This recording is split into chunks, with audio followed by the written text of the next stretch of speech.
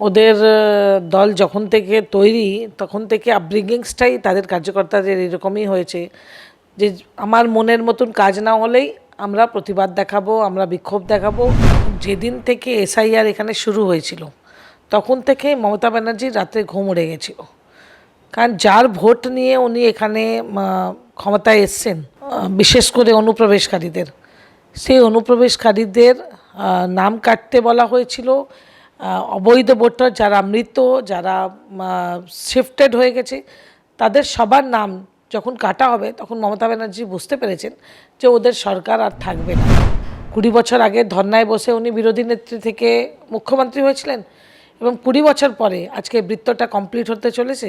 20 বছর পরে আবার মুখ্যমন্ত্রী থেকে বিরোধী নেত্রী হতে চলেছে। নমস্কার, দ্য ইন্ডিপেন্ডেন্ট বেঙ্গলে সবাইকে স্বাগত। সঙ্গে রয়েছি আমি অস্মিতা। গত 8ই মার্চ রাজ্যে এসছেন নির্বাচন কমিশন। মুখ্য নির্বাচন কমিশনার জ্ঞানেশ কুমারকে কেন্দ্র করে রাজ্যে এখন অবস্থা উত্থাল পাথাল। এই মুহূর্তে আমার সঙ্গে রয়েছেন বিজেপি নেত্রী শশী অগ্নিহোত্রী। প্রথমেই দ্য ইন্ডিপেন্ডেন্ট বেঙ্গলে আপনাকে স্বাগত। রাজ্যে মুখ্য নির্বাচন কমিশনার জ্ঞানেশ কুমারকে কেন্দ্র করে যে জল্পনা কল্পনা ছিল এবং তার অবসান ঘটেছে এবং তাকে কালো পতাকা দেখানো হয়েছে, তাকে গো ব্যাক স্লোগান দেওয়া হয়েছে, কতটা চমকে গিয়েছিলেন ঘটনাটিতে? দেখুন, এটা তো তৃণমূলের কালচার আছে। ওদের দল যখন থেকে তৈরি তখন থেকে আপব্রিঙ্গিংসটাই তাদের কার্যকর্তাদের এরকমই হয়েছে যে আমার মনের মতন কাজ না হলেই আমরা প্রতিবাদ দেখাবো, আমরা বিক্ষোভ দেখাবো। একটা স্বাধীন সংস্থা ইলেকশন কমিশন অফ ইন্ডিয়া, তার প্রমুখ এখানে এসছেন। দাবি দাওয়া হতে পারে আমাদের অনেক রকমের, আমাদেরও দাবি আছে যে আমরাও চাই না একটাও বৈধ ভোটার যেন বাদ যায়। কিন্তু এই দাবি দাবাকে সামনে রেখে আমরা একটা নির্বাচন কমিশনারের প্রমুখকে এইভাবে হেনস্থা করব, রীতিমতো হেনস্থা শব্দটাই ব্যবহার করলাম।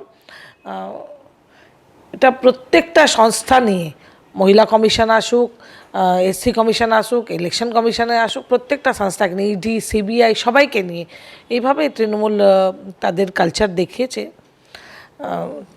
আমরা কিন্তু এটাকে ভালো চোখে নিচ্ছি না এবং মানুষটাও ভালো চোখে নেবে না তাকে। এই একই সময় মুখ্যমন্ত্রী মমতা বন্দ্যোপাধ্যায় এসআইআরকে চক্রান্ত বলে বলেছেন, তো কি বলবেন বিষয়টি নিয়ে? দেখুন, যেদিন থেকে এসআইআর এখানে শুরু হয়েছিল তখন থেকে মমতা ব্যানার্জির রাত্রে ঘুম উড়ে গেছিল। কারণ যার ভোট নিয়ে উনি এখানে ক্ষমতায় এসছেন, বিশেষ করে অনুপ্রবেশকারীদের, সেই অনুপ্রবেশকারীদের নাম কাটতে বলা হয়েছিল। অবৈধ ভোটার যারা মৃত, যারা শিফটেড হয়ে গেছে, তাদের সবার নাম যখন কাটা হবে তখন মমতা ব্যানার্জি বুঝতে পেরেছেন যে ওদের সরকার আর থাকবে না এবং তার জন্যই সেই বিরোধিতা উনি করে যাচ্ছেন। সেদিন থেকে শুরু করে আজ অবধি ধর্নায় বসেছেন। 20 বছর আগে ধর্নায় বসে উনি বিরোধী নেত্রী থেকে মুখ্যমন্ত্রী হয়েছিলেন এবং 20 বছর পরে আজকে বৃত্তটা কমপ্লিট হতে চলেছে। 20 বছর পরে আবার মুখ্যমন্ত্রী থেকে বিরোধী নেত্রী হতে চলেছেন। রাজ্যে যখন নির্বাচন কমিশন এলেন এবং তারা বললেন যে এই রাজ্যে মানে পশ্চিমবঙ্গে এত হিংসা কেন? 26-এর নির্বাচন একদম দোরগোড়ায় দাঁড়িয়ে, হিংসা কি আরও বাড়তে চলেছে বাংলায়? দেখুন, নির্বাচন কমিশন সবই জানে। 2021 সালে ভোট পরবর্তী হিংসাতে পশ্চিমবাংলায় যেভাবে বিজেপি কার্যকর্তারা মারা গেলেন, মহিলারা রেপের ঘটনায় শিকার হয়েছেন, এই সব কিছুই নির্বাচন কমিশনের নজরে আছেন। তখন থেকে শুরু করে আজ অবধি পঞ্চায়েত নির্বাচনও সুষ্ঠুভাবে হয়নি এবং বিধানসভা নির্বাচনও যদি হিংসা না রুখতে পারে নির্বাচন কমিশন, তাহলে এটা নির্বাচন কমিশনের ব্যর্থতা আছে। আমরা বারবার বলেছি আমরা সুষ্ঠু এবং পরিষ্কার নির্বাচন চাই, যেখানে হিংসা হবে না। সারা ভারতবর্ষে, পশ্চিমবাংলা ছাড়া সমস্ত ভারতবর্ষে আমরা দেখেছি একটা নন ভায়োলেন্সের নিয়ে একটা পরিবেশ আছে, কোথাও হিংসা হচ্ছে না। কিন্তু এখানে পঞ্চায়েত ভোট হলেই একটা কোঅপারেটিভ, একটা সহকারীর যে ভোট হয়, সে ভোট নিয়েও এখানে চরম হিংসার শিকার হয় মানুষ। তো সেই জায়গায় দাঁড়িয়ে ইলেকশন কমিশনের এটা দায়িত্ব পড়ে যায় যে সেই হিংসাটাকে কিভাবে কন্ট্রোল করবেন। সম্প্রতি এই যে মুখ্যমন্ত্রী ধর্ণা মঞ্চে রয়েছেন এবং সেখান থেকে একটি ঘটনা আমাদের চোখের সামনে উঠে এসছে যে বিজেপি ধর্ণা মঞ্চে গিয়ে লিফলেট বিলি করছে এবং তিনি এইও অভিযোগ করেছেন যে তারা নাকি ভোট চুরি করতে ধর্ণা মঞ্চে আসছেন। সত্যি কথা বলতে এটা কি পূর্ব পরিকল্পিত বিজেপি কর্মকর্তাদের যে ওই ধর্ণা মঞ্চে গিয়েই লিফলেট বিলি করতে হবে, এবং তারা কি অন্য আর কোনো জায়গা এই মুহূর্তে পাননি ওই ধর্ণা মঞ্চ ছাড়া লিফলেট বিলি করার জন্য? দেখো, সারা রাজ্য জুড়ে পরিবর্তন যাত্রা বিজেপির চলছে এবং প্রকৃত পরিবর্তন বিজেপি আনতে পারে। তো সেই জায়গায় দাঁড়িয়ে মুখ্যমন্ত্রী যখন ধর্নায় বসেছেন, তো ওনার তো রাতের ঘুমটা সেই সময় উড়ে গেছে যে একদিকে বিজেপি সারা রাজ্য জুড়ে বিধানসভা ওয়াইজ প্রচার করে যাচ্ছে, আর একদিকে উনি একটা তুগলকি সিদ্ধান্ত নিয়ে উনি ধর্নায় বসে গেছেন। এবার ধর্না মঞ্চকে হাইলাইট করা হচ্ছে না, মিডিয়াতে সেভাবে দেখানো হচ্ছে না। তো নিজেকে হাইলাইট করার জন্য, নিজের মঞ্চটাকে হাইলাইট করার জন্য কোনো বিজেপি কার্যকর্তা তৃণমূলের মঞ্চে কেন বিলি করতে যাবে? আমরা তো জানি সেখানকার যে তৃণমূলের নেতারা কার্যকর্তারা সেখানে বসে আছেন, তারা কোনোদিনই বিজেপিকে ভোট দেবেন না।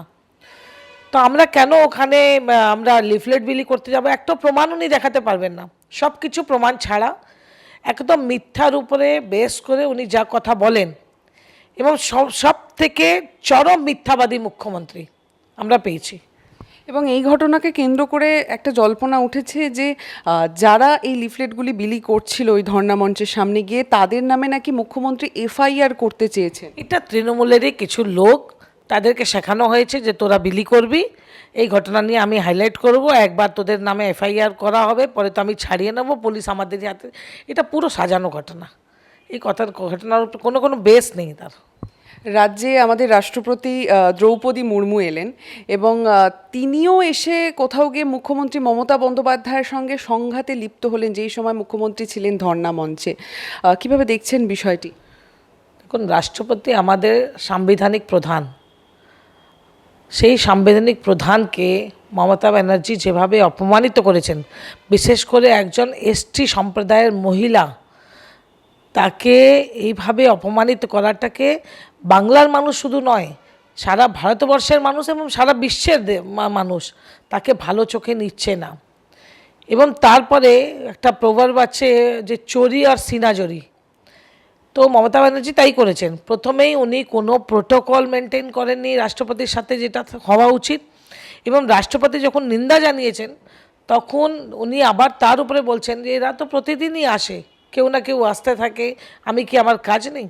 এইসব কথা বলা একটা মুখ্যমন্ত্রীর উপরে শোভা দেয় না। তো সুতরাং আমরাও তার বিজেপির পক্ষ থেকেও তার তীব্র নিন্দা জানাচ্ছি আমরা। তিনি এটাও বলেছেন যে কিছু যদি বলার থাকে তাহলে পথে নেমে বলতে হবে রাষ্ট্রপতি সম্পর্কে। উনি কোন পর্যায়ে নামতে পারেন আমরা বিজেপি করে, বা আমরা একজন মহিলা হিসাবে ওই পর্যায়ে আমরা নামতে পারি না। রাজনীতি করার জন্য মমতা ব্যানার্জি সব কিছু করতে পারেন, ক্ষমতাটাকে দখল করার জন্যে এবং ক্ষমতাটাকে বজায় রাখার জন্যে সব কিছু করতে পারেন। এবং এই ঘটনা নিয়ে যখন তীব্র কটাক্ষ চলছে তখন তিনি ধর্ণা মঞ্চ থেকে সরাসরি একটি ছবি পেশ করলেন, যেখানে দেখা যাচ্ছে যে আমাদের রাষ্ট্রপতি তিনি দাঁড়িয়ে আছেন এবং আমাদের প্রধানমন্ত্রী শ্রী নরেন্দ্র মোদী উনি বসে আছেন।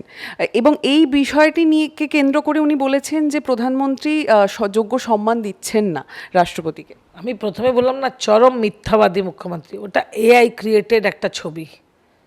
আমরা আমাদের পার্টির তরফ থেকে যে অরিজিনাল ছবি আছে তাকে স্পষ্টভাবে আমরা পোস্ট করেছি আমাদের সোশ্যাল মিডিয়ার মাধ্যমে, এবং জনতাও জানে, সমস্ত জনগণ জানে যে মমতা ব্যানার্জি বাধ্য হয়ে ওই সব ছবি টবি নিয়ে এটা কোনো কাজ করবে না। এবার ওনার সরকার যেতে চলেছে এবং লাস্ট কামড় উনি যা যা করতে পারেন উনি করে দেখে নিন। পশ্চিমবাংলার জনগণ মনের থেকে তৈরি আছেন এখানে পরিবর্তন আনার জন্যে। নির্বাচন কমিশন পশ্চিমবঙ্গে এলো এবং সেখান থেকে সেই যে বৈঠক হলো সেখান থেকে তৃণমূলেরই একজন নেত্রী চন্দ্রিমা ভট্টাচার্য একদম বৈঠক থেকে বেরিয়ে এসেই প্রচণ্ড ক্ষোভ প্রকাশ করলেন এবং তিনি অভিযোগ তুললেন যে তাকে নাকি কথা বলতে দেওয়া হচ্ছিল না, মাইক বন্ধ করে দেওয়া হচ্ছিল, মাইকের সাউন্ড কমিয়ে দেওয়া হচ্ছিল। এই ধরনের অভিযোগ তিনি তুলেছেন এবং কি বলবেন বিষয়টি নিয়ে? আমরা জানি ভারতীয় জনতা পার্টি একমাত্র দল যার প্রধানমন্ত্রী নরেন্দ্র মোদী মহিলাদেরকে যে হারে সম্মান দিয়েছেন, আগে কোনো দিন কোনো দল সেভাবে মহিলাদেরকে সম্মান দেয়নি। পরিকল্পিতভাবে প্রধানমন্ত্রীকে আক্রমণ করা, প্রধানমন্ত্রীর নামে যা তা কথা বলা, এটা তৃণমূলের কালচার এবং চন্দ্রিমা ভট্টাচার্য তাকেই মমতা ব্যানার্জির উত্তরসূরি হিসাবে সেই কাজটাকে চালিয়ে যাচ্ছেন। আপনারা শুনতে থাকুন দ্য ইন্ডিপেন্ডেন্ট বেঙ্গল, দেখতে থাকুন, আর অবশ্যই চ্যানেলটি সাবস্ক্রাইব করতে ভুলবেন না। অনেক অনেক ধন্যবাদ ম্যাম, আপনাকেও। সবাইকে ধন্যবাদ।